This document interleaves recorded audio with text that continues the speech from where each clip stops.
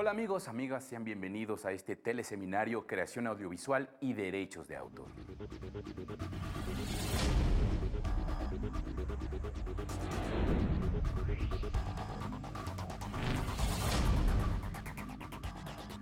Mi nombre es Emilio Valles Vidrio. Bueno, pues el devenir, el destino, el futuro siempre será incierto. Uno puede imaginarlo, ver perspectivas y hasta quizá preverlo. Pero la realidad siempre superará tales visiones. Y si eso pasa a cualquier nivel, ¿por qué tendría que ser el derecho de autor una excepción? ¿Cómo serán los acuerdos en los años por venir para hacer que las obras continúen protegidas a través de los tiempos y a pesar de esta variación de los formatos de reproducción? Ante la sociedad de la información, la web, los Creative Commons y sus preceptos de libertad de uso, ¿el derecho de autor irá desapareciendo? ¿O de qué forma sufrirá ciertas variaciones? Todas estas cuestiones serán tratadas en nuestro tema del día de hoy.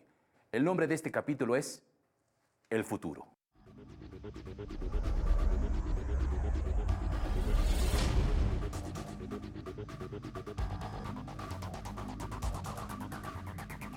Y para hablar de este importante tema del día de hoy tenemos al prestigiado invitado Luis Andrés Gaya. Él es licenciado en Derecho por la Universidad Anáhuac, Campus México Norte, es especialista en Derecho de la Propiedad Industrial e Intelectual por la Facultad de Derecho de la Universidad Panamericana, Campus Ciudad de México.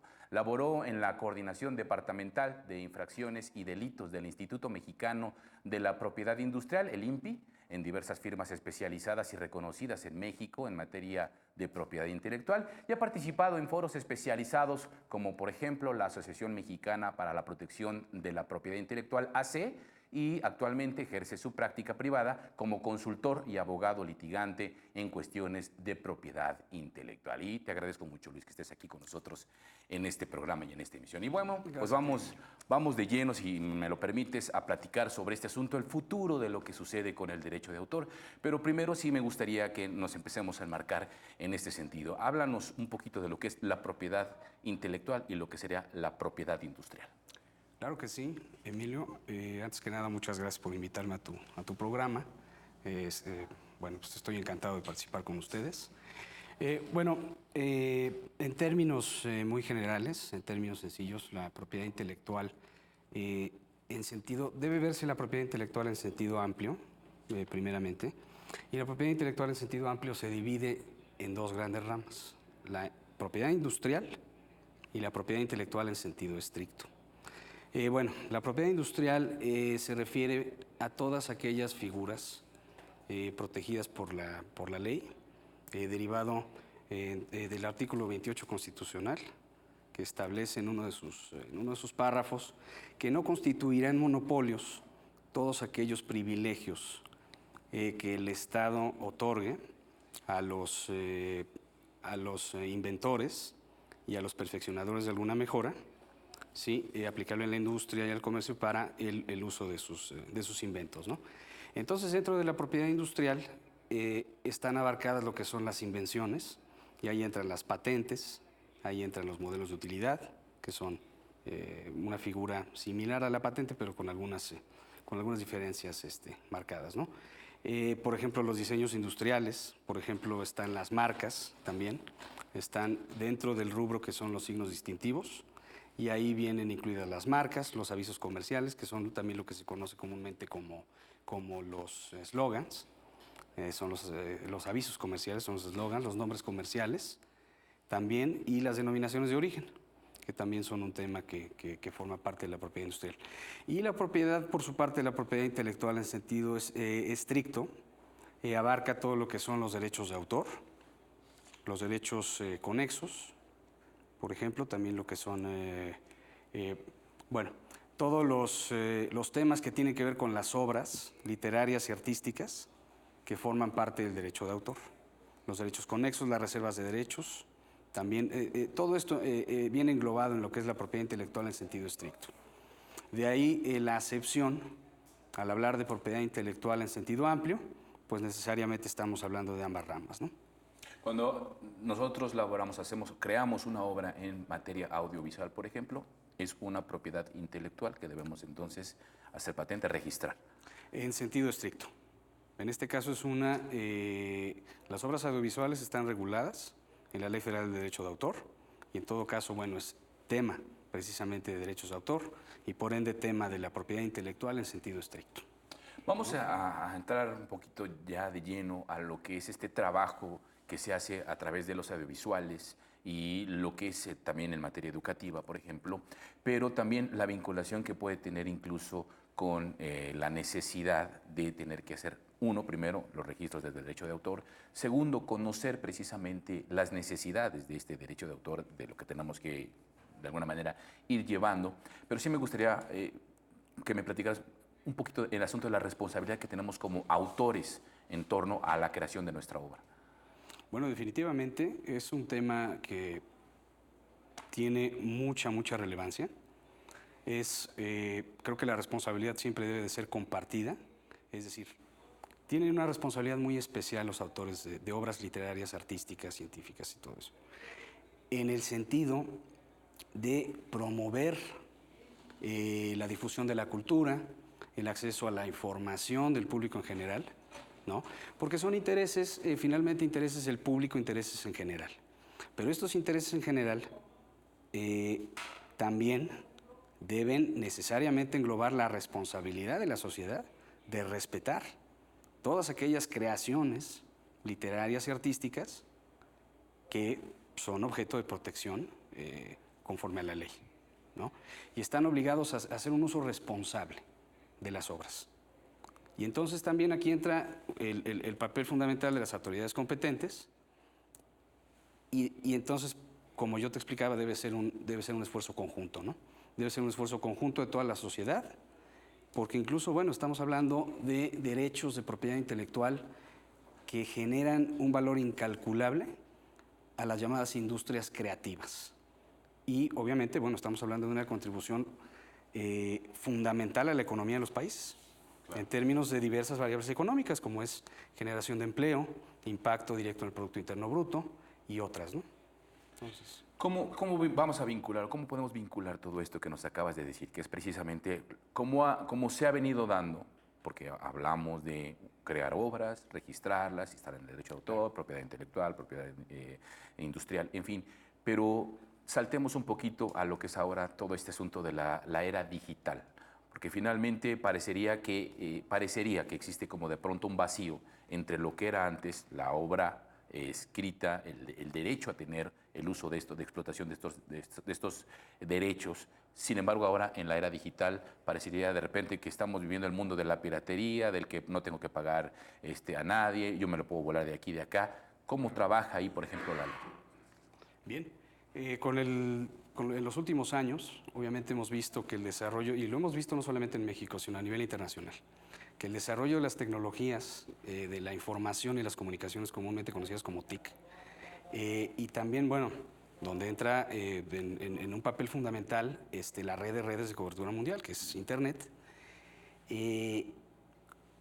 ha tenido un desarrollo sumamente vertiginoso, sumamente rápido, y ha rebasado en gran parte a las legislaciones pues tanto de México como de otros países, ¿no? Nosotros vemos ya a nivel internacional que se han hecho una serie de esfuerzos muy importantes y que están, vamos a serlo más sinceros, más adelantados que México en cuanto a la creación de esfuerzos y a la creación de medidas tecnológicas que restrinjan, ¿verdad?, las conductas infractoras, en este caso, por usos indebidos de obras literarias y artísticas protegidas conforme a la ley, y no solamente las leyes locales, sino los tratados internacionales, ¿no? Entonces, ha sido, bueno, como dijimos, muy rápido el desarrollo, e incluso ha habido diversos esfuerzos, por ejemplo, por parte de lo que antes se conocía como la Comunidad Económica Europea, que hoy es Unión Europea, el Consejo Europeo, han establecido una serie de directivas para que en los países de la Unión, esto fue más aproximadamente en los años, al inicio del siglo XXI, ¿no? 2000, 2001 más o menos, que se empezaron a implementar esta serie de directivas, pero con el objetivo de implementar medidas adicionales de protección a las obras literarias y artísticas que andan circulando en las redes digitales, ¿no? Entonces, evidentemente, digo, desde el solo hecho, Emilio, de que ya desde prácticamente cualquier dispositivo, cualquier computadora, en cualquier parte del mundo donde te encuentres, tienes inmediatamente el acceso a las obras. Claro. Entonces, ¿esto qué ha creado también? Esto ha también creado una situación de, bueno, perfecto, pues están al dominio y a la disposición total del público, ¿no? Sin tener que pagar regalías. Pues no, esto es incorrecto. Definitivamente esto es incorrecto. La legislación en materia de derechos de autor tiene una serie de principios para la comunicación de las obras y para la protección de las obras. Y ya paulatinamente se han venido haciendo esfuerzos. Un esfuerzo muy claro de ello es el Tratado de la Organización Mundial de la Propiedad Intelectual sobre derecho de autor. En este tratado ya se hace referencia directa a las redes digitales y ya se hace referencia a que toda reproducción de una obra, pues bueno, también el alcance se extiende a medios digitales. Cualquier forma de reproducción de las obras, ¿no? En este caso, el almacenamiento, ¿qué quiere decir reproducción? Que incluso es un concepto que viene definido en la Ley Federal del Derecho de Autor y en los tratados internacionales de los que actualmente México es parte. O sea, reproducción es poder tener, digámoslo en términos más coloquiales, poder tener a tu disposición y tener a tu alcance una obra, e incluso almacenarla en forma temporal o definitiva en diversos medios, incluidos medios electrónicos. Entonces aquí vemos que directamente está haciendo referencia a las redes digitales y al Internet. O sea, directamente, ¿no? Entonces cualquier forma de reproducción también es equiparable a cualquier almacenamiento, cualquier obtención que se haga de una obra por vía digital y remota, ¿no? ¿Podríamos abundar un poquito sobre estos tratados internacionales? Vale la pena tocar precisamente cómo ha evolucionado esta ley y cómo México pues, ha sido partícipe de lo mismo dentro de lo que me decías de los tratados internacionales de la propiedad industrial, pero también el manejo, por ejemplo, que se tuvo que dar con el Tratado de Libre Comercio y con otros países que ha tenido México de alguna manera que protegerse y proteger también los derechos de autor, ¿no? Bueno, por ejemplo, sí, la Ley Federal de Derecho de Autor y la Ley de la Propiedad Industrial, que es la que se encarga de cuestiones de propiedad industrial que ya habíamos mencionado, en gran parte se debe a la entrada de México al Tratado de Libre Comercio de América del Norte. Fue benéfico, le convino a México esta parte, en este renglón. Mira, yo considero que fue benéfico única y exclusivamente en dos sentidos. En el sentido de la apertura de los mercados mexicanos al extranjero, número uno. En diversos mercados de toda clase de bienes y servicios, número uno. Y número dos, eliminar barreras comerciales, una serie de barreras arancelarias y todo eso que se tenían antes. Número uno. Y número dos, en el sentido de que sí hubo cambios importantes a las legislaciones que tenemos actualmente en materia de propiedad intelectual, que estaban francamente, pues rebasadas frente a legislaciones en países como los Estados Unidos, ¿no? Y otros. Entonces, sí ha habido cambios en las leyes, pero se han visto rebasados definitivamente. Se han visto rebasados definitivamente y entonces otra vez hay que regresar a los principios fundamentales, Emilio, de respeto a los derechos autorales, que ya francamente no se respetan, son constantemente violados diversos derechos como son el derecho de reproducción. ¿Qué factores obras necesitamos? protegidas. Mira, yo creo que la implementación, se han implementado ya diversas medidas en algunos medios tecnológicos. Aquí, por ejemplo, quisiera yo hacer una referencia muy específica en el caso de YouTube. Y cito también, por ejemplo, el tratamiento que al respecto han hecho expertos en materia de derechos de autor y en general en temas de propiedad intelectual, como el doctor Jesús Parets. Él, en una de sus obras, hace un tratamiento bastante detallado de los beneficios que están comenzando a generarse con el uso de YouTube. Por ejemplo, con un sistema de alertas y, por ejemplo, con la implementación de algunas medidas tecnológicas a través de las cuales se puede notificar en un momento dado de la violación a un derecho de propiedad intelectual al titular, a quien sea el titular. Y en un momento dado retirar el contenido o suspender o suspender el contenido en forma temporal debido a una violación, y hasta en tanto se resuelva, pues bueno, en un momento dado decidir qué es lo que se va a hacer, ¿no? Desde el punto de vista que nos comentas, entonces la ley tiene que empezar a ser perfectible, es decir, tiene que empezar ahí a tomar algunos recovecos que por ahí se están colando. ¿Cómo lo tenemos que hacer? ¿Qué se tiene que hacer en este sentido? Mira, yo creo que en este sentido, como comento, la implementación de algunos medios de notificación electrónica, en todo caso a quienes son los titulares o quienes son los autores o los titulares de los derechos patrimoniales sobre las obras que están ya publicadas. Por ejemplo, pues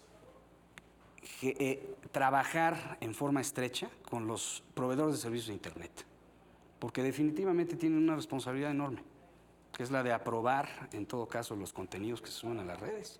Entonces, definitivamente ellos tienen una participación fundamental y debe ser conjunta con todos los usuarios de las redes de Internet, en todo caso con las autoridades competentes y con los titulares directamente de los derechos, ¿no? Hacer una sinergia. ¿Y esto cómo se podría hacer?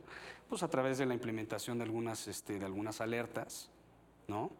Cuando se advierta la posible violación de un derecho de propiedad intelectual, quienes son los titulares de los derechos o quienes son los autores o sus representantes tengan forma de detectar los datos del usuario a través de la información, en tiempo real, y a través de la información que en todo caso pueda proporcionar el proveedor de servicios de Internet. O sea, esto genera de alguna manera falta de creatividad. El hecho de que, me refiero a que ahora prácticamente es mucho más fácil de repente piratear que generar, que crear, ¿no? Y de repente, bueno, también parte del asunto es que muchas veces se puede pretextar de, yo tomo cierta información, imágenes, música, y creo una obra que ya está, hago una mía, y de alguna manera, bueno, pues digo que es mía, y que ese pretexto lo tomo como para decir, bueno, pues estoy generando algo nuevo. Sin embargo, también es una falta de creatividad, ¿no? Mira, sin embargo, más que contribuya a una afectación directa, a un descenso en la creatividad, definitivamente yo creo que sí se han olvidado los principios fundamentales que están contenidos en la Ley Federal del Derecho de Autor, y en la legislación que a nivel internacional también obliga a las autoridades mexicanas, ¿no? Hay que retomar los principios básicos de protección del derecho de autor, los derechos conexos, que son los artistas, intérpretes, ejecutantes, organismos de radiodifusión, en fin, ¿no? Volver a cuáles son las implicaciones que tiene el uso y especialmente aquí en la plataforma y en las redes digitales, de obras protegidas. Aquí hay que recordar que una obra en México, cualquier obra artística, literaria, está protegida sin necesidad de su registro. ¿Sí? Sin necesidad de su registro, desde el momento mismo en que la obra es fijada en cualquier soporte material, goza de la protección de la ley. Sin necesidad de registro. Ahora bien, cabe aclarar que para el ejercicio de alguna acción, por ejemplo, para reclamar daños y perjuicios derivados de un uso indebido de una obra protegida, pues sí se recomienda presentar, entre otras pruebas, pues la presunción de que se trata del autor de la obra, ¿no? ¿Y esto cómo se logra? Pues a través del registro correspondiente, con la autoridad competente, que es el Instituto Nacional de Derecho de Autor, ¿no? Hablemos sobre las obras derivadas. Hay también la responsabilidad que se tiene dentro de las obras derivadas. ¿Cuáles son estas partes de derechos y obligaciones que hay dentro de lo que son las obras derivadas? Por supuesto, mira, las obras derivadas, en el tema de las obras derivadas siempre debemos de tomar en cuenta que si bien son obras que en su creación involucraron una creatividad para que le den una originalidad a la obra derivada, pues bueno, como su nombre lo indica, derivó de otra obra, asimismo, originaria, ¿no? O de una obra primigenia, digamos, yo por decirlo, ¿no? De una obra original que ya existe, sí. exactamente, que ya existe, ¿no? Y que goza de una protección también, ¿no? Digo, independientemente de esto, hay que determinar y acotar los casos, ¿no? En los que realmente se está frente a obras derivadas, y en su caso, bueno, también gozan de una protección. Sin embargo, bueno, es siempre conveniente atender también a las reglas de protección de las obras originales, ¿no? En este sentido, me gustaría que abondáramos ahorita un poquito más adelante sobre este asunto de las sociedades de gestión. Nos hablábamos precisamente por la responsabilidad que tienen estas sociedades de gestión y también informarnos de qué manera funcionan para que no nos suceda en este asunto, por ejemplo, de las obras derivadas, caer fuera de la ley o caer en un error, porque también parte de la necesidad que se tiene dentro del registro o el derecho de autor y la obligación que tenemos como creadores no significa que el que no conozcamos la ley nos puede eximir de no caer en una situación. No, por supuesto, existe legal un principio general del derecho que establece que la ignorancia de la ley pues no te exime de cumplirla. Entonces, definitivamente, digo, es un tema que igual ha cobrado muchísima relevancia con el desarrollo tan rápido de las redes digitales, ¿no? O sea, definitivamente. Yo creo que para ahí también es una situación demasiado complicada que se está dando ahora con el asunto de las redes, las nuevas tecnologías y el abuso, ¿no? del manejo de la información. Por supuesto. O sea, y lo hemos visto en infinidad de casos. Y obviamente, digo, dependiendo si es con fines de lucro o no es con fines de lucro, si estamos atendiendo a las reglas de las excepciones contenidas en la ley, ¿no? Previstas en la ley en materia de derecho de autor, hay que atender a cada asunto. Pero volviendo al tema de las sociedades de gestión colectiva, por ejemplo, bueno, pues son sociedades que existen desde hace muchos años, Emilio, y que existen igual que en muchos otros países. Probablemente, digo, sabemos que en otros países, por otro nombre técnico que tengan, pero tienen exactamente la misma finalidad, que es la de constituirse en colectivos de artistas, intérpretes, ejecutantes, en fin, de autores, ¿sí? Para la representación colectiva de sus intereses. Perfecto. Y la defensa de sus intereses y obviamente de sus obras. Me gustaría que regresáramos con eso un poquito más adelante. Claro. Si me lo permites, claro. Nos lo permiten también nuestros amigos que nos están acompañando el día de hoy. ¿Qué les parece si vamos a ver la participación del doctor Jesús Paredes Gómez, director del Registro Público del Derecho de Autor e Indautor, y él puede ampliar mucho más esta conversación?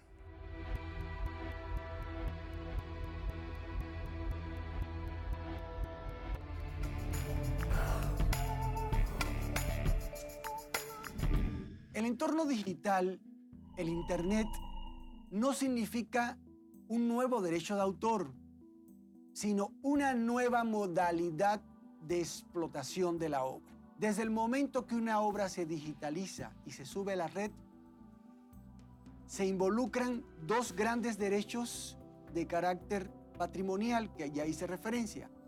El primero, hay un derecho de reproducción de la obra. Ya se reproduce en automático la obra. Y segundo, hay un derecho de comunicación pública de la obra. Se requiere la autorización del autor para la reproducción de una obra o de su titular. Sin embargo, hay algunas limitaciones a ese derecho o excepciones. Se puede reproducir una obra para un uso privado de los tratados de Internet, en particular el Tratado de la OMPI sobre Derechos de Autor, establece una declaración concertada, es decir, una interpretación al concepto de reproducción, porque se va adecuando un concepto tradicional a las nuevas tecnologías. Este tratado internacional incorpora un principio que está en nuestra ley, que cualquier almacenamiento electrónico de una obra en un soporte digital constituye una forma de reproducción. Y hagámonos de cuenta que tenemos una tríada o una trilogía de intereses en la que por una parte están los derechos de autor, el autor.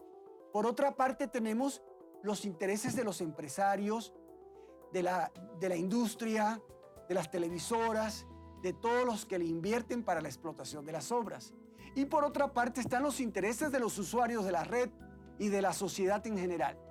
La ley establece un supuesto de excepción también cuando es un fin de investigación o docencia. Para reproducir una obra en esos casos, se requieren cumplir 5 requisitos. Primero, se tiene que tratar de una obra ya divulgada. Segundo, sin remuneración. Tercero, sin alterar el contenido, porque si altero el contenido, atento, como ya lo dije, contra el derecho moral de integridad de la obra. Cuarto, citando, dice la ley, invariablemente la fuente. Y quinto, sin afectar la normal explotación de la obra. El mundo ideal sería en que cada contenido que está circulando en la red está acompañado de una licencia en el que el usuario sepa frente a qué se está enfrentando y en qué condiciones.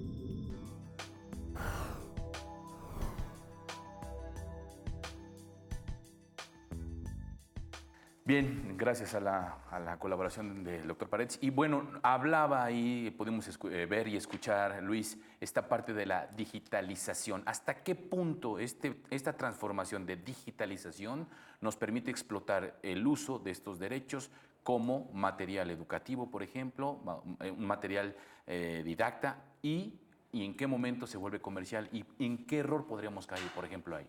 Bueno, por ejemplo, mira, aquí, como expuso el doctor Paredes, hay una serie de requisitos esenciales para la adecuada, digamos, explotación de obras, por ejemplo, para fines académicos, que se trate obviamente no de fines comerciales, que no haya un fin de lucro, que es lo que habíamos también comentado hace poco tiempo. Hay una serie de excepciones que están previstas en la ley. Por ejemplo, para fines de investigación, fines académicos, si es en una institución y por ejemplo, hay algunos, por ejemplo, supuestos donde se puede hacer la reproducción, por ejemplo, la representación de obras, la reproducción, en fin, dentro de aulas, dentro de instituciones académicas, siempre y cuando evidentemente no se haga con fines de lucro, no se haga con fines comerciales, ¿no? Exactamente. Ahorita regresamos también con eso para seguir conversando sobre este punto que es muy importante. Pero antes, si nos los permites, vamos a una pausa y vamos a ver un adelanto de los testimonios que nos esperan después de este corte.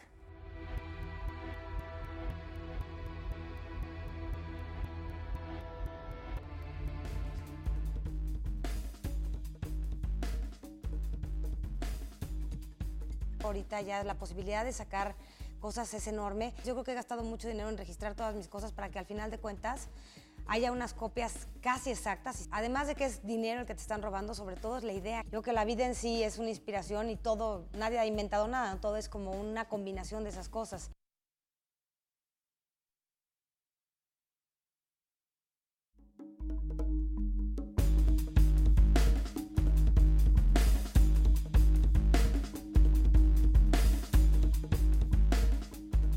Tipos de licencias Creative Commons. Reconocimiento. En cualquier explotación de la obra hará falta reconocer la autoría. No comercial. La explotación de la obra queda limitada a usos no comerciales. Sin obras derivadas. La autorización para explotar la obra no incluye la transformación para crear una obra derivada. Compartir igual. La autorización permite la creación de obras derivadas siempre que mantengan la misma licencia al ser divulgadas.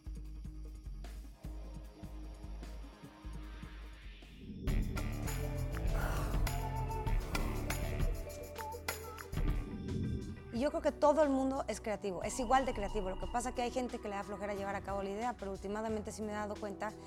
No he encontrado más bien una persona que no sea creativa. Yo creo que como humano todos somos creativos. Y lo que hace, yo creo que corta esa creatividad es la falta de llevar a cabo lo que estás, o tu proyecto o tu idea. Es que ahorita ya teniendo tantos medios en los cuales ya no te tienes que esperar a que alguien te contrate para sacarlo, ahorita ya la posibilidad de sacar cosas es enorme. Entiendo el miedo, pero por otro lado yo me pongo a pensar que mejor no lo saco para que nadie lo vea, pues es mejor arriesgarlo, sacarlo, compartirlo y pues digo, sí hay una posibilidad de que te lo plagien 100%, pero yo me tomaría ese riesgo. Porque creo que es más importante sacar lo que tienes de adentro y expulsar toda la energía y toda la creatividad que puedes llegar a tener. Yo sí me la rifaría, como quien dice. Saqué unas muñecas maquiladas. Aquí en México no me las pudieron maquilar porque eran muy caras, entonces las mandé a maquilar en España pensando que a lo mejor en España era menos pirateable que en China, por ejemplo. Por eso los mandé yo en España. Y después de como de 2 años de trabajar con el cuate me di cuenta que él estaba vendiendo por atrás unas muñecas idénticas a las mías, nada más que les había puesto el pelo duro. El mío era pelo como real, bueno, disque real, y el otro era como pelo duro.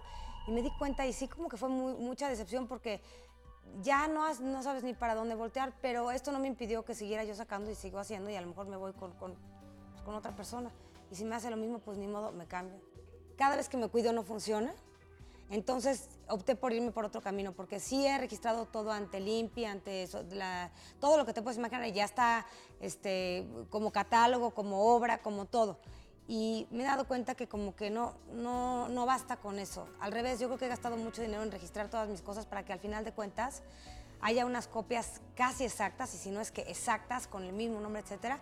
Y pues no podemos hacer nada. Yo llevo 10 años en esto y no veo que, a pesar de que tengo una abogada de planta, no hemos podido luchar en contra de la piratería. Yo creo que es una cosa de cultura, es una cosa de conocimiento.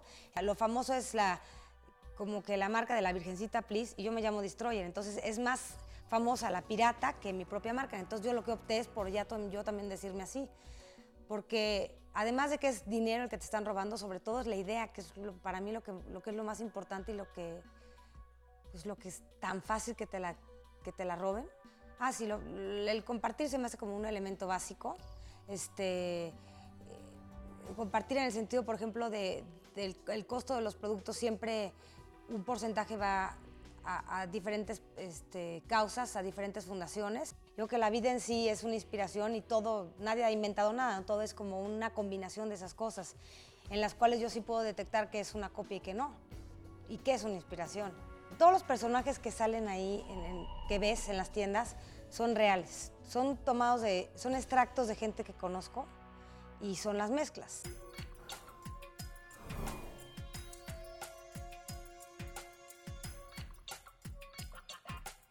Estamos de regreso, amigos, amigas. Gracias por seguir con nosotros, platicando con el licenciado Luis Gaya sobre este asunto, el futuro en el derecho de autor. Y bueno, me gustaría regresar a esta parte que estábamos en el asunto de la digitalización, por ahí cómo procede toda esta parte en cuanto a lo que tenemos que cuidar por parte de los derechos de autor y no caer en un ilícito. Y dos, de repente cuando alguien crea una obra multimedia, toma textos, imágenes, toma cierta información que le beneficia, no es con fines de lucro, porque finalmente lo que está tratando de hacer es, en materia educativa, por ejemplo, en esta industria educativa, en ese momento se está cayendo en un ilícito si no se tiene fines de lucro, por ejemplo. Bueno, aquí es muy importante también resaltar el lucro, o sea, porque puede ser directo o indirecto. Entonces, si hay un fin de lucro directo o indirecto, pues sí, definitivamente, o sea, aunque el fin específico no sea, por ejemplo, la percepción de una ganancia derivado de una explotación o de una reproducción de una obra, bueno, pues puede haber algún supuesto que pudiera calificarse, ¿verdad?, como un lucro indirecto. Por ejemplo, pues la venta de materiales, ¿no? En fin, o sea, pero bueno, en el contexto de las redes digitales, digo, definitivamente hemos quedado rebasados, Emilio, y bueno, tenemos que hacer toda una serie de esfuerzos para volver a retomar una serie de principios rectores que son para la protección de las obras, ¿no? Ahora, bien, en la elaboración de obras audiovisuales también es muy importante resaltar que, bueno, puede haber una fijación de sonidos, una fijación de imágenes, obviamente debe de haber una fijación de imágenes en forma secuencial, en fin, y perceptible en forma visual por el público. Y en ese proceso, obviamente, de creación de obra audiovisual, pues estamos pudiendo hablar de obras originales, claro, de obras por separado. Esa consecución de sonidos, esa consecución de esas imágenes pudieran ser, por ejemplo, tomadas como obras fotográficas, en fin, hay una protección individual de cada una de esas obras, ¿no? Y obviamente, bueno, el tratamiento debe ser también en el sentido de cuáles son los objetivos. En este caso, bueno, Y en el contexto de redes digitales y de uso en Internet, ¿no? Ya estamos hablando de un uso masivo de contenidos. Bueno, debe quedar muy claro que el fin es evidentemente con fines de investigación científica, con fines no con ningún fin de lucro y con fines educativos, ¿no? Que finalmente dirigido a docentes o dirigido a la formación de profesionistas, siempre cuidando la parte que se trata de obras, pudiera tratarse de obras protegidas como tal, ¿no?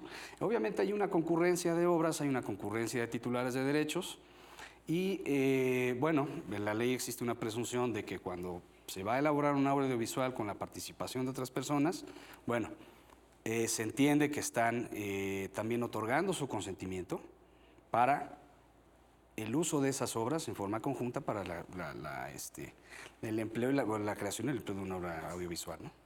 En este caso, por ejemplo, ¿qué valores éticos se generan en la creación de estos productos innovadores, que son educativos sobre todo?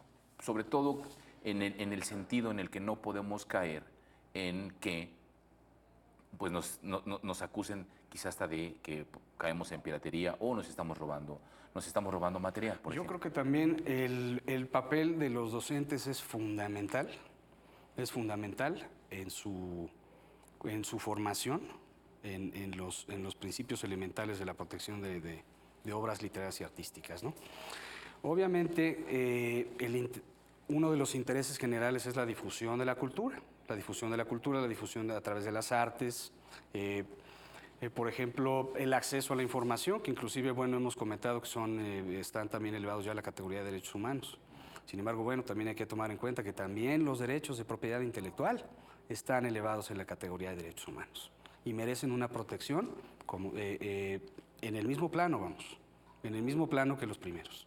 Entonces, debe haber un equilibrio necesariamente, entre otros valores éticos, pues bueno, debe haber la conciencia y la transmisión por parte de los docentes a los alumnos y de una concientización de que debe haber necesariamente un equilibrio perfectamente entre los dos. Porque esto incluso genera, digo, en términos económicos, a las economías de los países, pues es importantísimo. Es incalculable de verdad el valor que tienen las industrias creativas en las economías. Esto genera fuentes de empleo, esto tiene impactos directos en los productos internos brutos de las economías, en fin. Entonces, entre algunos valores éticos, ¿no? Pues es definitivamente, hay una serie de personas que son los autores, que gracias a una concepción, gracias a un proceso de creación, conciben una obra original, ¿no? Que debe por ende de respetarse y de ahí la labor tan importante del Estado, también de promover la protección de esos privilegios temporales para la explotación de las obras, ¿no? Ahora bien, el acceso a la información pues también no debe de rebasar, como lo que hemos dicho, no debe de rebasar el derecho que tienen pues los autores y sus causavientes y sus titulares a la protección de sus obras, ¿no? Claro. Entonces, obviamente, bueno, tenemos que hablar de campañas de concientización, tenemos que hablar de una mucho mayor difusión de la legislación aplicable en materia de derechos de autor, que México tiene una serie de compromisos internacionales en la materia y que por ende las autoridades mexicanas competentes están obligadas a cumplirlos. ¿Qué utilidad tienen las licencias Creative Commons? Las licencias Creative Commons son un esquema, podemos decir que constituyen un esquema de licenciamiento que es relativamente reciente. En 2001 se creó una entidad de carácter privado sin fines de lucro, denominada precisamente con ese nombre, Creative Commons, en Estados Unidos. Y bueno, básicamente tienen como objetivo la explotación de obras, ya sea comercial o no comercial, de obras protegidas, sin dejar de respetar los derechos de autor. Sin dejar de respetar los derechos de autor. O sea, hay una serie de cláusulas, fundamentalmente, son 6 tipos de licencias, 6 combinaciones diferentes, con base en 4, que son las 4 licencias que se mencionaron anteriormente, las 4, digamos, clases elementales de licencias. Sin embargo, bueno, el objetivo es ya conformar, digamos que contratos modelo, e ir jugando con las cláusulas, ¿no? Oye, es que yo sí quiero utilizar las obras con fines comerciales. Ah, perfecto, entonces vamos a establecer un esquema de pago de regalías, vamos a establecer un esquema de temporalidad, que es importantísimo. ¿Eso quién lo Ninguna determina? licencia. ¿Quién lo determina? Sí, o sea, ¿quién determina estas cláusulas a las que te refieres? Ah, bueno, los mismos autores pueden recurrir a estos modelos que ya ha implementado Creative Commons a través de este esquema de licencias, ¿no? Entonces, es importantísimo todo esto, Emilio, porque entre otras cláusulas, se tiene que establecer, como ya dijimos, la temporalidad. Oye, ¿durante cuánto tiempo yo voy a tener derecho a hacer uso de las obras? ¿Con qué fin? ¿Con fin comercial? ¿No comercial? Voy a recurrir a un esquema de aplicar exactamente el modelo de una licencia y sin modificar la obra. ¿Voy a tener derecho a modificar la obra? O sea, podemos jugar con esas opciones, ¿no? Ok, tenemos un minutito para concluir esta parte y seguir conversando contigo, Luis, pero es recomendable, incluso redituable, que el autor sea su propio promotor. Su propio promotor. Sí. Mira, yo considero que ha sido bastante buena la labor que desempeñan las asociaciones colectivas de gestión de derechos de autor. Yo creo que, digo, como tal, como su propio promotor, digo, yo creo que la obra ya juega un papel pues, fundamental, ¿no? En la promoción del mismo trabajo creativo. Sin embargo, bueno, evidentemente los autores se ha demostrado conforme pues, los cambios en los tiempos y en las tecnologías y los cambios en las formas de vida, incluso en las costumbres comerciales, en fin, concurre toda una serie de intereses muy complejos en la explotación comercial de las obras. Entonces, evidentemente, pues tienen que seguir siendo representados en forma individual y en forma colectiva para la defensa de sus intereses. Entonces, obviamente, creo que en el aspecto de su propio promotor, pues bueno, sí, juega un papel fundamental la difusión que en un momento dado le pueda dar el propio autor. Sin embargo, bueno, evidentemente estamos siendo, pues ya fue rebasado cualquier esquema de participación a través, pues, individual sino más bien poner más énfasis, obviamente, en la participación colectiva, pero involucrar a la sociedad. Y volviendo al tema de las redes digitales, bueno, involucrar en forma permanente a los proveedores de servicios de Internet, y los señores tienen una responsabilidad. Ellos no son la policía de Internet, ellos no van a vigilar cada cuánto hay una violación a un derecho de autor. Sin embargo, sí tienen la responsabilidad de notificar exactamente si ellos, bueno, los datos de cuándo subieron la obra, cuándo fue publicada en el medio digital, cuál es el usuario, claro, cómo se le puede localizar y obviamente si hay la existencia de una violación, pues sancionar. Toda la responsabilidad. Bueno, ahorita regresamos contigo para seguir conversando sobre este tema. Vamos ahora, si nos los permiten, a ver qué nos aportan estos sondeos. Escuchemos y los veamos con mucha atención.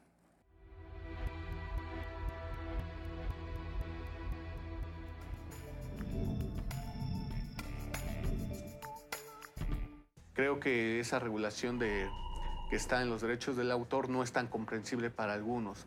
Ahorita es la oportunidad, sobre todo porque algunos sujetos sociales se están inmiscuyendo en realizar distintos productos audiovisuales por medio de vía celular, por medio de videocámaras, etcétera, etcétera, ¿no? Estamos invadidos de diversos medios en los cuales nosotros podemos generar contenidos y podemos compartirlos, pero no se desconoce justamente este proceso para llevar a cabo el registro de los mismos y así protegerlos, ¿no? Necesitamos ahondar más. Creo que es importante conocer los derechos de autor, conocer el proceso de la gestión, porque así, pues bueno, tú puedes crear algo intelectual y pues bueno, darlo a conocer completamente a la sociedad y tú lo puedes explotar o bien lo puedes dar para que lo exploten otras personas y tú beneficiarte tanto por ser el autor como económicamente. Regular y proteger los derechos de autor es muy importante porque es la manera en la que tanto un escritor, un diseñador, un científico, un inventor pueden resguardar esa inventiva o esa o esa idea que han ido desarrollando con el tiempo y que entonces es básicamente importante para que ellos puedan realizar su trabajo y desempeñar y seguir desarrollando una nueva idea, una nueva obra o una nueva teoría, si es el caso de un científico o de algún matemático, etcétera. Cualquier persona puede hacer una creación propia y registrarla como suya. Desgraciadamente, en los momentos que estamos viviendo, todo se puede copiar. Entonces, es muy necesario que se pueda regular y se pueda proteger cualquier tipo de invención. Las redes sociales puede uno generar cualquier contenido teniendo un celular, alguna cámara digital y pues todo puedes compartir toda tu información.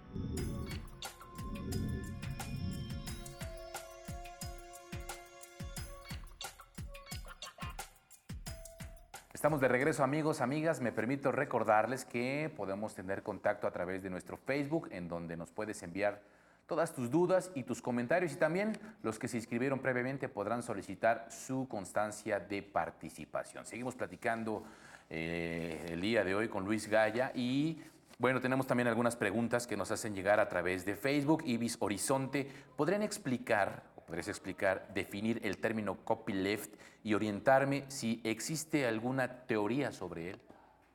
¿Alguna teoría sobre él?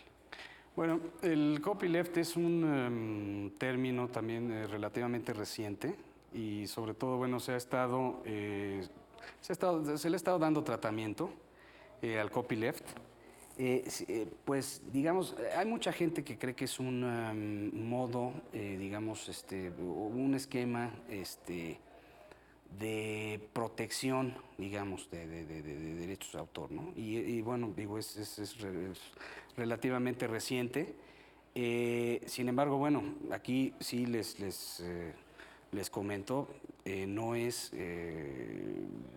Vamos, es poco todavía, es un tema poco explorado en México. ¿Pero se registra? Si se hace copyleft, ¿se registra o no? Pues es que tampoco requiere necesariamente de un registro, o sea, tampoco, no se ha visto. Sí. ¿Cuál es la sanción económica, pregunta otro de nuestros amigos que nos acompaña, de la toma de un material utilizado sin mencionar la autoría original? ¿Cuál podría ser la sanción? ¿La sanción económica? Bueno, aquí, obviamente, en estricto sentido, existe prevista en la ley la obligación de citar la fuente. Y citar la fuente, bueno, aquí tenemos que mencionar que es citar el nombre del autor y citar la obra, ¿verdad? En un momento dado donde se haya obtenido la cita, ¿verdad? O la información. Entonces, esta es una obligación establecida en la Ley Federal del Derecho de Autor. Entonces, sí puede haber una sanción económica, puede ser objeto de una infracción en materia de derechos de autor. Porque hemos comentado que hay dos grandes clases de infracciones, las infracciones en materia de comercio y las infracciones en materia de derecho de autor. Una infracción precisamente en materia de derecho de autor es el no citar la fuente de donde se esté obteniendo la información, el material, aunque sea, por ejemplo, de carácter... para un trabajo, vamos, educativo, sí existe, exactamente, existen conductas de plagio, ¿no? Claro. Olga Betanzos, ¿cómo puedo proteger mi obra fuera del territorio nacional? ¿Cuál es la institución y qué debo hacer para registrarme? Bien, las obras en estricto sentido están protegidas a nivel internacional, En estricto sentido gozan de protección, incluso México, como hemos comentado, es miembro de una serie de convenciones, una serie de tratados internacionales. La protección de las obras, este es un principio que también se recoge en los tratados internacionales, no requiere forzosamente de un registro para que estén protegidas conforme a la ley. O sea, no requiere necesariamente un registro, sin embargo, como hemos comentado, Emilio, bueno, pues hay una presunción de la autoría. Claro. Y esto a través de la constancia que expide la autoridad competente, que es el INDAUTOR, a través del certificado de registro correspondiente, ¿no? Sandra, Un video con fines informativos, nos pregunta, audiovisual, educativo, subido a YouTube, si al final se nombran todos los créditos de los autores, las imágenes, de los audios, y se nombra para quién, para qué y con qué fines fue creado, sin fines de lucro, ¿es suficiente para estar protegiendo esta obra de otros usos?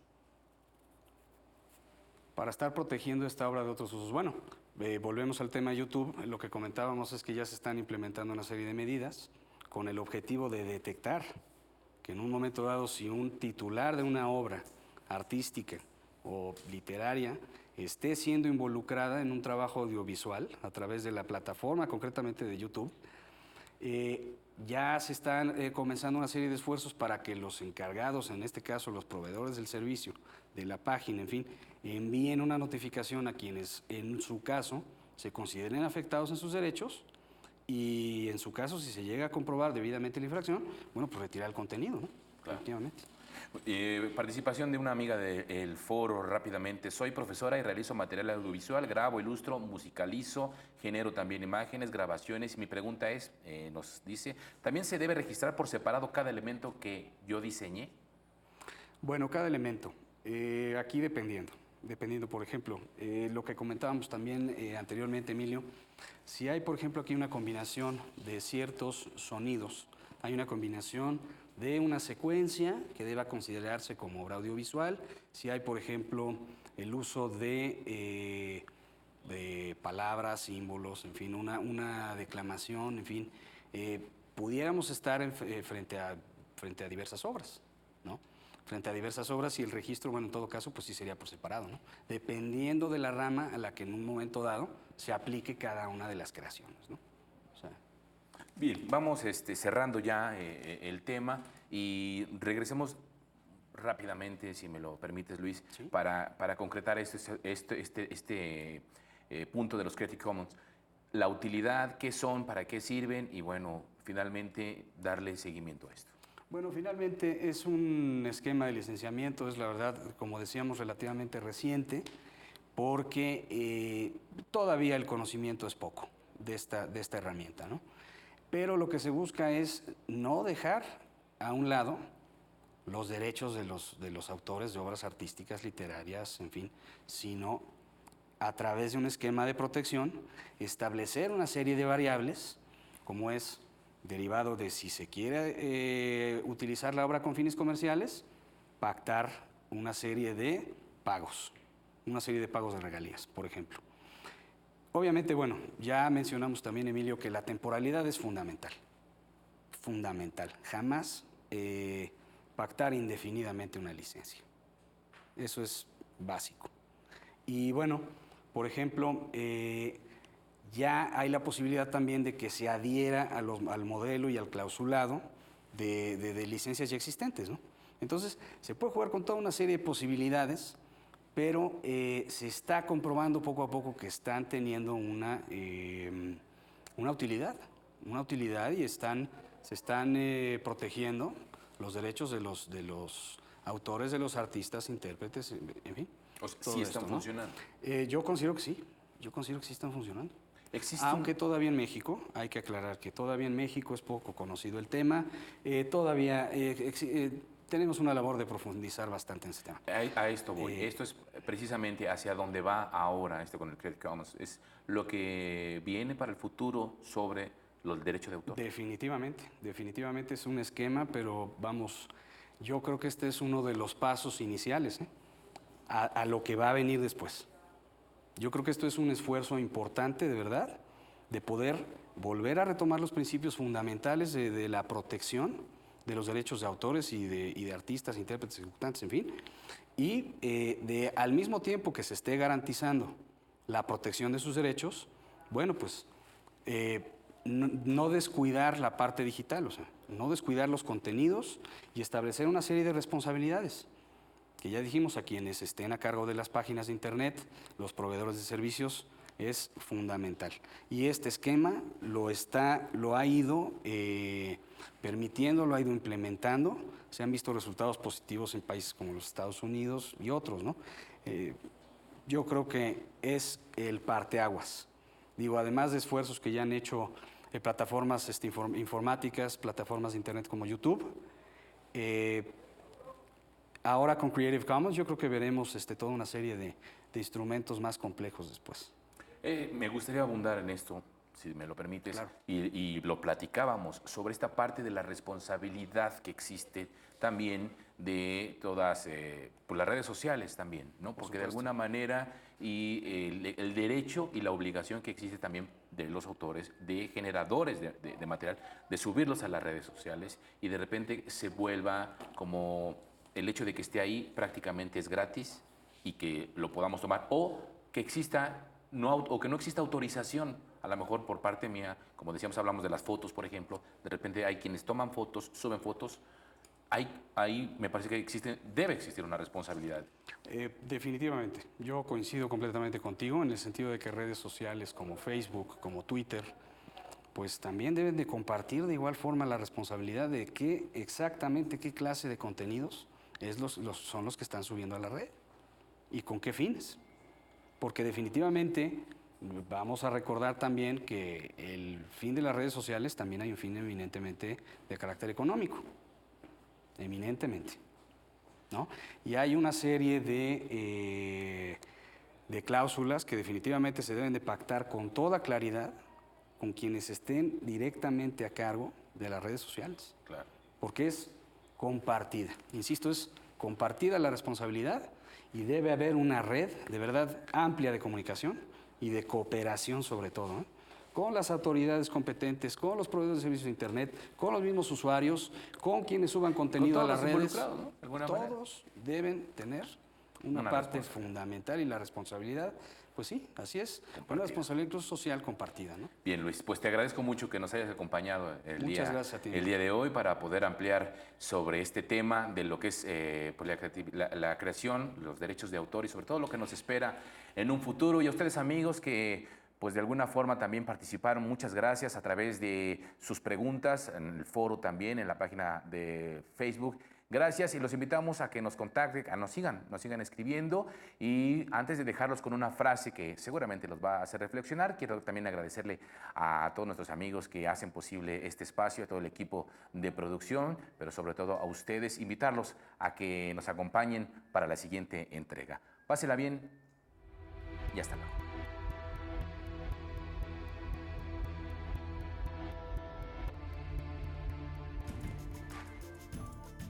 El que tiene imaginación, ¿con qué facilidad saca de la nada un mundo? Fuente: frases célebres de